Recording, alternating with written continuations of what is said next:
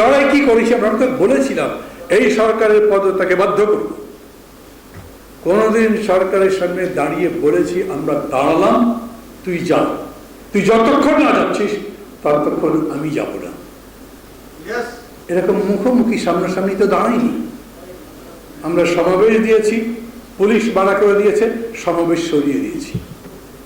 তারপরে যে সমাবেশ করেছি, আচ্ছা বলেন তো 28 তারিখের সমাবেশে যদি ওইখানে মঞ্চ থেকে এরকম করে বলা হতো আমরা পুলিশের পারমিশন নিয়েছি, আমাদের সমস্ত অনুমোদন আছে, তারপরে কারা যারা ওই মুজিববাদী আওয়ামী লীগের পান্ডারা আমাদের সভাবার ভাঙতে চেষ্টা করে, আপনারা রুখে দাঁড়ান, কি হতো বলেন তো?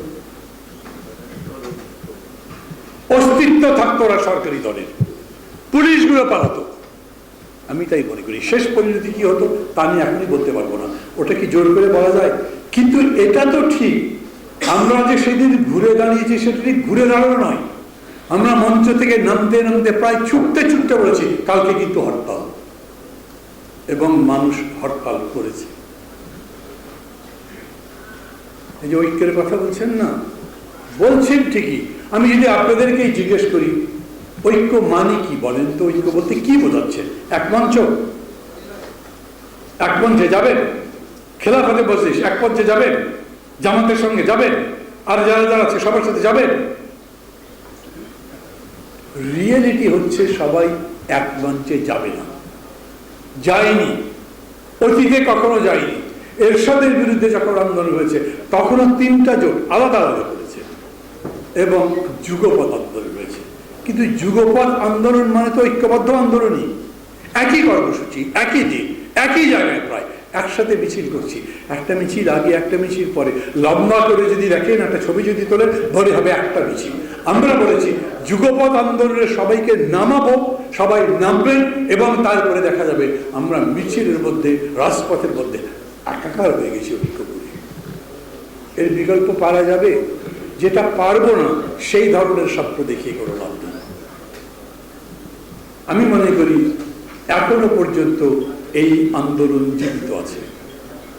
আমি আবার বলি, আমি মনে করি ধরুন 2018 সালে যে ভোট ডাকাতি হয়েছিল আগের রাত্রে, তারপরে মনে করে দেখেন 2.5 মাস পর্যন্ত আমরা বিরোধী দল কোনো প্রতিবাদ করতে পারিনি। প্রতিরোধ করা তো দূরের কথা, কিন্তু এইবার 7 তারিখের আগে, 7 তারিখে, 7 তারিখের পরে আজ পর্যন্ত লাগাতার প্রতিবাদী করছি, আমরা আন্দোলন করছি, রাজপথে আছি। আমি আমার কথা বলতে পারি, আমাদের জোটের কথা বলি, গণতন্ত্র মঞ্চ গতকালকেও একটা প্রতিবাদ সভা করেছি। আবার এই যে ব্যাংক ডাকাতি, চুরি যা করেছে না, এটার বিরুদ্ধে প্রতিবাদ করে মিছিল করে সরকারি মন্ত্রণালয় ঘেরাও করবার জন্য 28 তারিখে আবার প্রোগ্রাম দিয়েছি। আমি বলি কি সবাই মিলে দাঁড়ান, সামনে রোজা আসছে না, জিনিসপত্রের দাম কমবে। মন্ত্রী একজন বলেছিলেন 7 দিনের মধ্যে সিন্ডিকেট ভেঙে দেবো। সিন্ডিকেট আরো জোরদার হয়েছে, কিচ্ছু করতে পারি। ও সিন্ডিকেট মানে বোঝেই না।